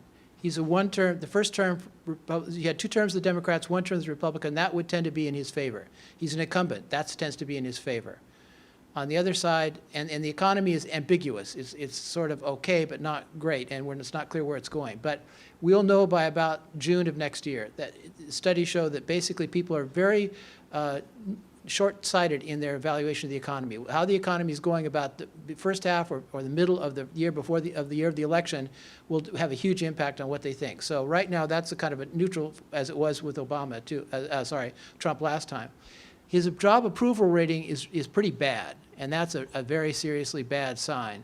But who knows? We're ever more polarized. He's got an absolute lock on 40%, so it's somewhat unclear. Finally, on the Democratic side, a new story every day. Is the impeachment a disaster, as Nancy Pelosi thought? Most people, I would say probably a majority of people are still skeptical that the Democrats are going to pull this off. They're going to have to go through a lot of minefields, and in all likelihood, he's not going to be convicted, and he will say that he's been acquitted, and he will be outrageous and cheat and lie and steal along the way, and the Democrats may well regret having done this. Having said that, as Robert just pointed out, a new story every day. They do have a simpler story. The evidence that he broke a crime is right there. Listen to him talk. He solicited a thing of value from a foreigner for an election. It's right there. And the Republicans try to talk around it, but there ain't no talking around it. It's very clear. and there will be more evidence. But I think a lot of it will come out to these dynamics, the sort of dynamics right on the day. Exactly how do these stories work out? I think on balance, you have to be a little bit pessimistic, but it is possible that enough evidence will come out, and Trump himself may crack under pressure. He is, to some extent, cracking. If he does more outrageous things, the interesting point is, when do you get a shift in the Republican Party? Right now, the Trump base connection is so strong that everybody's terrified. But if they think Trump is weak, and they're beginning to think that, they could turn on him. Ted Cruz, for example. Ted Cruz has been insulted. I mean, I'm not a fan of Ted Cruz. I'm not sympathetic to Ted Cruz. But what Trump said about Ted Cruz's wife and his father and him is horrible. I don't doubt that Ted Cruz hates his guts. And given a chance, if he thought that he could overcome the collective action dilemma and get a number of Republicans to do it together, they could turn on him. Just, just a couple of other, you mentioned the economy. There you are, yeah. We're late in an expansion. So it's time for correction. The business community hates unpredictability. It's not that the trade wars that Trump is picking are in and of themselves. The trade is not that sufficient, that much of the economy to make, a change. But the unpredictability of supply chains and so forth creates a lot of anxiety. And it's been interesting up until now that what happens is, Trump will announce some not well thought through trade initiative. The market will go down. And then Trump will correct it. He'll do something. He'll say, okay, well, we actually are going to start negotiating with the Chinese. And then the market will go back up, because he pays far too much attention to the day-by-day movements of the market. The problem is now that the impeachment is giving him the golden excuse. See, the Democrats are trying to impeach me, and so we've got a market crash. Now, that's what happened. It looked on earlier this week. I was thinking, I'm about to start having to live off my accumulated little market holdings, so I'm a bit nervous about this. The other thing is, even if the economy goes into a tailspin, which I think is certainly possible. I think it's that Trump may be able to, at least with his core base, may be able to blame it on the Democrats. He's not going to have the kind of retreat from the Republicans that we saw in 2008, or that we saw indeed that condemned George H.W. Bush in 1992. The Bush family twice had recessions, coming at inopportune times that drove them out of office. So he may be able to successfully to blame the Democrats. Democrats I fear, are doing their best to try to reelect Trump. And part of it's not entirely their own fault, but two of the three leading candidates have now been badly weakened. Biden, just Biden's name keeps coming up, because of course it was his son that was involved in this Ukraine thing. And he's an old man, sort of kind of losing it. Bernie Sanders has been in the hospital with heart problems. That leaves Elizabeth Warren as the person who is standing there. Elizabeth Warren is loathed on Wall Street, and the Democrats have managed to have it both ways for quite a while, taking money from Wall Street on the one hand, and making some anti-Wall Street comments on the other that everyone knows they're not going to push through. This time it may be different. She also, I think, has a fundamental can I connect with the ordinary voter problem? So we'll see. I'll vote for her if she's the Democratic nominee, but I would much rather see Tulsi. And I think she could win. She really could win. But that I don't think the Democratic Party will let her become the nominee. And so, did you want something? Yeah, we have a question. Yeah, yes. Yes, thank you very much. I wanted to ask if the speakers can clarify what they mean by identity. Identity has a meaning to the Democrats. Greg, you referred to Mark Lila. In his book, he was, that was Mark. So, I thought, Greg, you referred to Mark. You raised Mark Lila, but you also referred to it, didn't you? But in any case, it doesn't matter. There was the reference to Mark Lila. That book was critical of the Democrats and identity politics for its divisiveness. What the Democrats call diversity is a good thing. What the critics call identity politics is a bad thing. It's become a bad thing. But it was Tag who referred to Nietzsche in the book about German music. And that seems to refer to not that sort of identity, but American identity, which makes me think of what Trump is talking about, which is that it's a shared identity. It's not a divisive identity. It's about who we are as a people, as a folk, more in the herder sense. It's a good thing. But so I was just unclear about this identity, which is the most divisive thing in America, which refers to immigration also. That is it identity in the democratic sense, or the identity in the Trump sense of we collectively as Americans? If that's clear to you. Well, I mean, I read Lilla's book, and he also wrote a long op-ed piece in the New York Times. I think it was the Times that came out.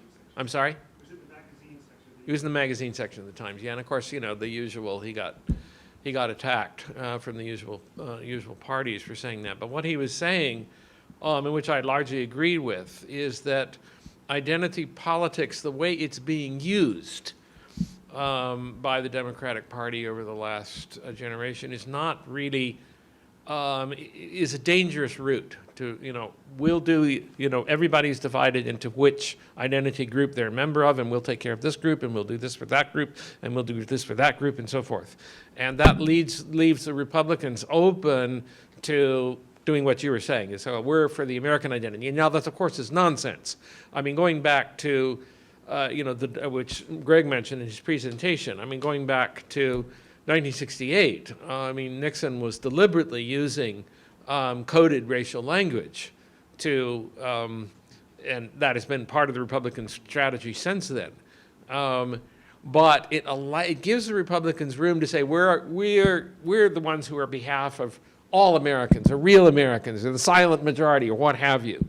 So Lilla is effectively warning about the political dangers of giving up, the kind of arguments that Bernie Sanders was making when he first hit national prominence in the 2016 primaries about, the need to provide for a decent standard of living for everybody. And instead focusing on a laundry list of we'll do this for this group and this for that group. That was if I understand his book correctly. I mean, it looks like you've read it also, sort of. I may be misinterpreting it, but when I read it, I thought, yeah, I agree with this. I sympathize. I really do. But it's important to remember that this term of identity politics, like so many terms these days, is what we call an essentially contested term. Yeah. It's confusing because different people are using it for different purposes. When I teach comparative politics, I have a little section on what does a conservative and liberal mean. That I haven't really come up with an entirely satisfactory way of putting it, and even the way I've done it is fairly complicated. There's a 19th century version, 20th century version, American, British, and so forth. In the American context, race is still crucial. And let me just mention one of my bugaboos, which is this idea that whites are becoming a minority. First of all, most people think that the proportion of minorities in the population is higher than it is. They tend to look at groups. There are these three big groups. There's Hispanics, there's blacks, and whites. Whites are the biggest, but blacks must be what? If you ask the average person what proportion of the American population is African American, they will say about 1/4, about 25%. And it's about half that. It's about 13%. So that's a problem to begin with. And I think I make a distinction between what I call discourse world and real world. In discourse world, we play all these identity politics games and debate about all this stuff, but it doesn't necessarily affect real world all that much. You mentioned white males. In the real world, white males are doing just fine, thank you. But in discourse world, they are to some extent getting beaten up. Not all of them. Not all of them. Not all of them by a long shot. But as a group, if you look at who's running the Fortune 500 or yeah, but you're lumping in members of the upper class or upper middle class to the profiles of what's going on in rural white America now are reminiscent of what was going on inside African American inner cities 30 years ago with collapse of family formation, addiction, unemployment. This stuff is out there now. Yes, there's more inequality, but at least elite positions in society are still very much dominated by white males. True. Yeah, that I won't. But in discourse world, and I think people on the left tend to not to acknowledge this, white males are kind of blamed for everything. That there is some of that. But we don't. Elections are partly about discourse world, but mainly about real world. One last point about ethnic identity. Robert sort of hinted at this. This idea that whites are becoming a minority, I think, is a real problem. If we look at terms, how do we define white? My children, for example, who are of mixed race, are considered non-white. Now, when I ask them their ethnic identity, and it's complicated, they grew up mostly in Asia, it's complicated, but their gut reaction is in California and Nevada, where they have grown up and lived, there are a lot of diverse people, it doesn't matter that much. But they're not going to be anti-white. The idea that somehow they're going to be in a coalition against white people, that's Hispanics, 90% of Hispanics, if you push them, they identify themselves as white. So this idea that whites are going to be a small minority, it's basically a bad idea because it's taking the people that Tag is talking about, the less fortunate white males, and telling them, we're going to kick your ass. You had privilege. I don't like the word privilege either, by the way, for reasons I could talk about. You were privileged, and now you're going to get your comeuppance. Well, is it surprising that they support Trump? Yeah. And it's not even true. Just objectively speaking, as Robert points out, this is historically contingent. These definitions change.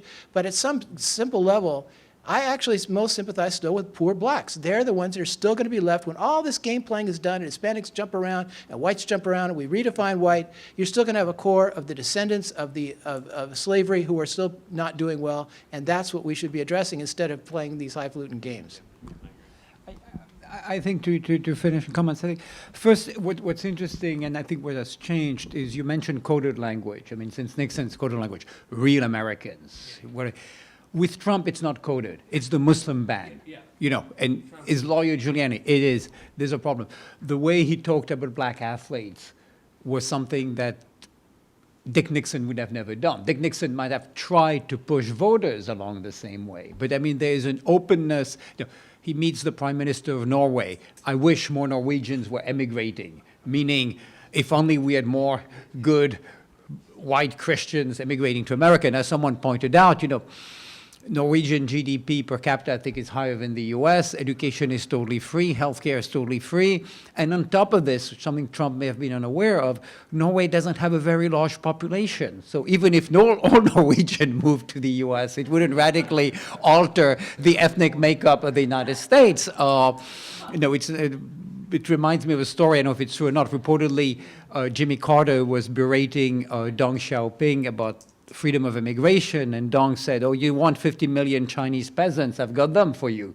But the Prime Minister of Norway doesn't have 50 million Norwegians. I think that's really a change since Trump, is we've moved away from implicit racism, which is something that has existed in both parties, to explicit bigotry from the president. I mean, if you look at the presidential statements, maybe even George Wallace wasn't going that far in his speeches. That's different. And I think on the other issue, what you have, I think, to go back to this issue of white men or white gender, is female empowerment has played very differently for the more privileged upper classes as it has in the working classes, in the sense that if you look at the top universities, at the best jobs, yes, there are more women. But you can't say that the men are being discriminated against. I mean, if you're an upper class male in America, it's fine. Yes, you have to compete with women for the top colleges, but there are more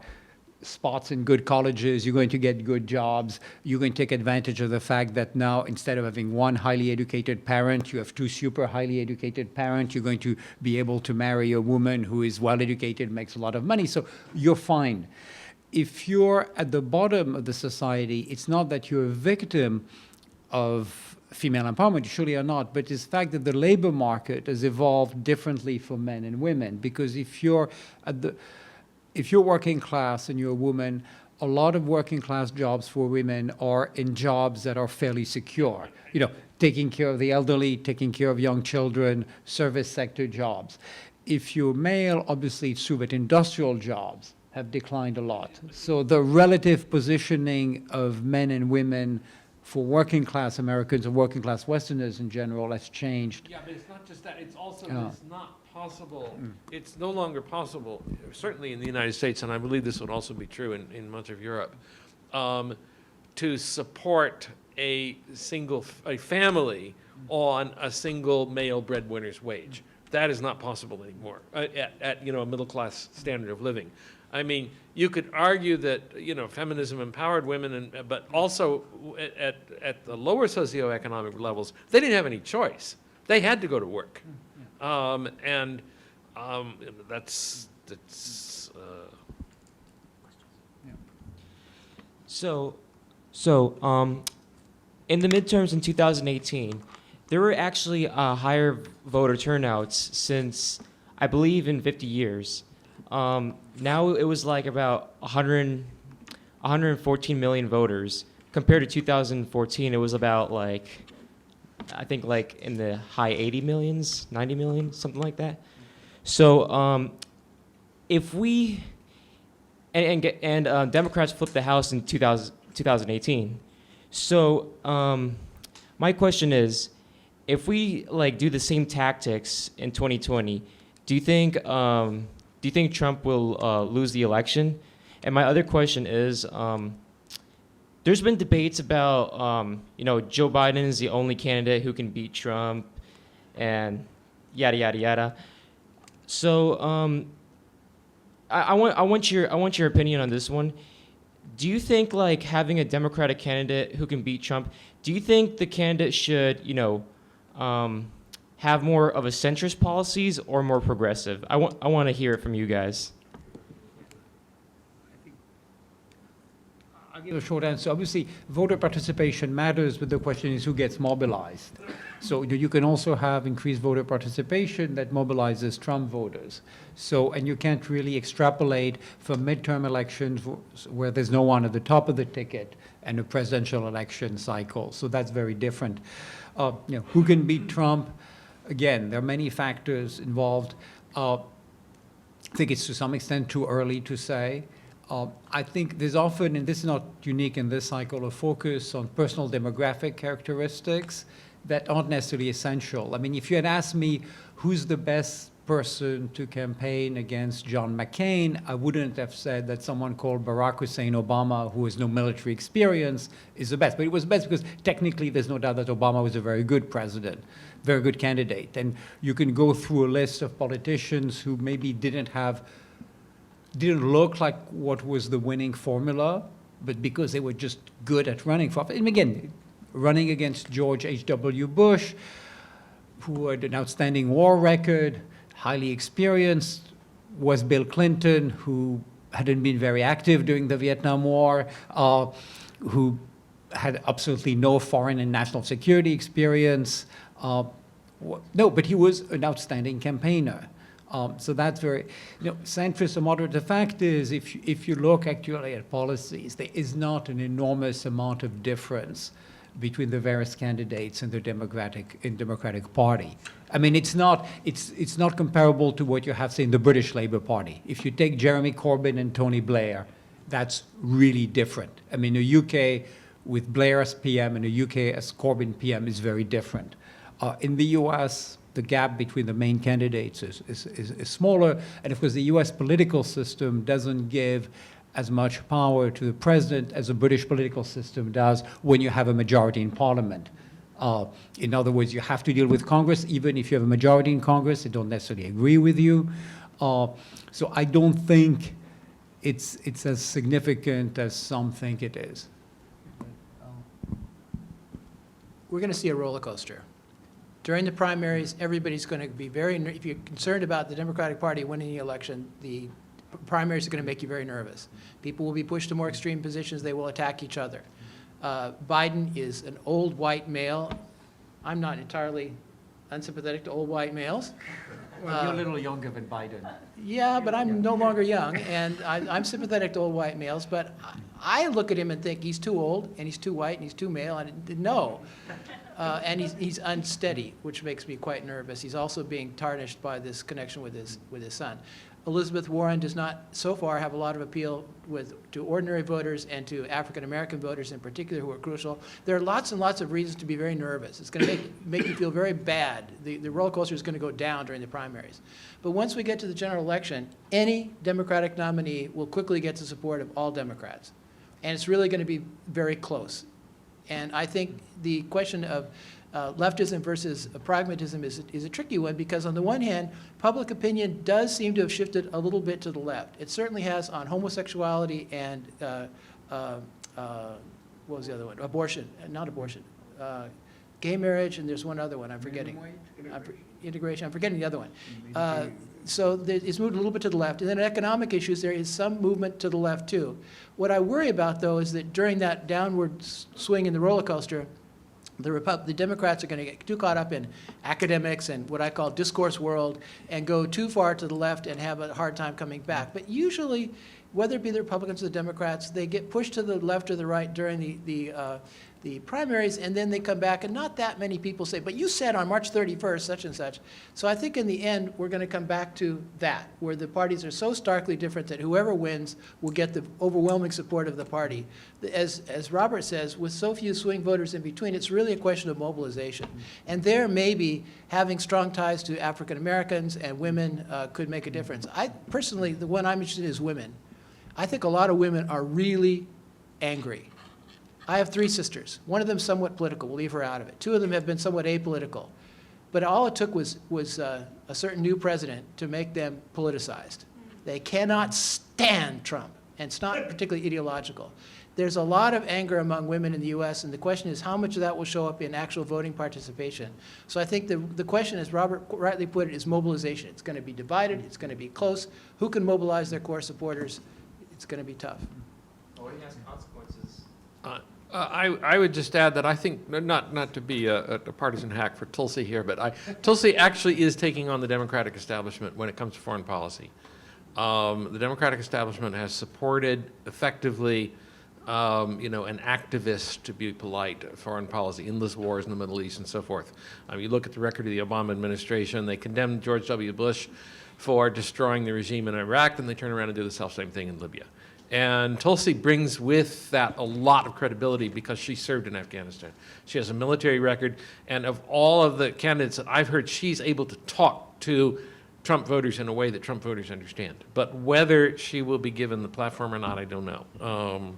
I should also, because there are only a few minutes left, but I need to defend myself against Robert's charges of completely misreading the immigration situation in Europe in the 60s and 70s, even though this is a session about the US.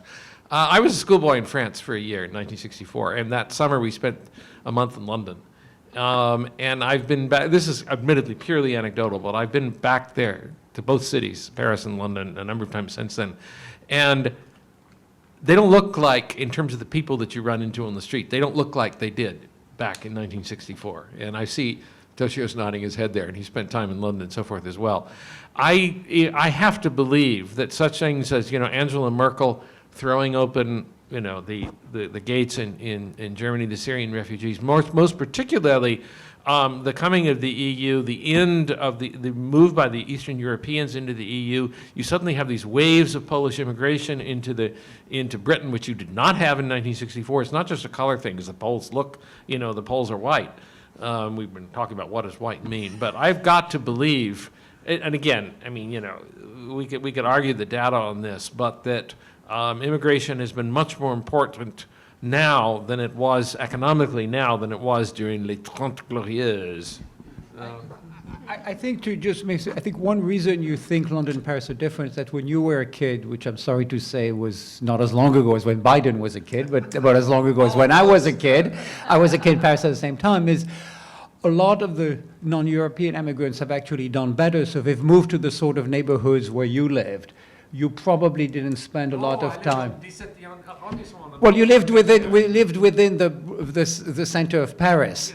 So, you weren't living in where the migrants were. I mean, if you look at a French cabinet now, former education minister was born in a poor town in Morocco. She became education minister. Rachida, that the mayor of Paris was born in very poor circumstances in Andalusia. In the UK, you have several cabinet members who are of South Asian ancestry.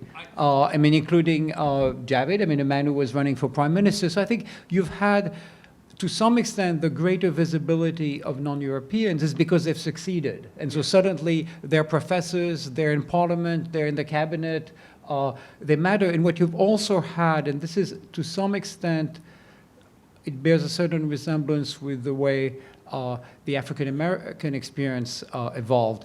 As they got more rights, their children wanted even more. And suddenly they started to complain about discrimination. There was as much discrimination in the 60s, except their parents who had just arrived from Africa or Asia kind of accepted it, or they thought there was nothing could be done about it. Now their children say, you know, there's a problem. So I think that's the issue. We are kind of, unfortunately, we've reached the end of our witching hour. So I would like to thank Rico, to thank our student workers, without whom we couldn't run anything here, and our audience and our speakers. We are a very poor university, so the only thing we could offer you was bottled water. So that's your honorarium for the day. But thank you very much, Tag. Thank you, Greg.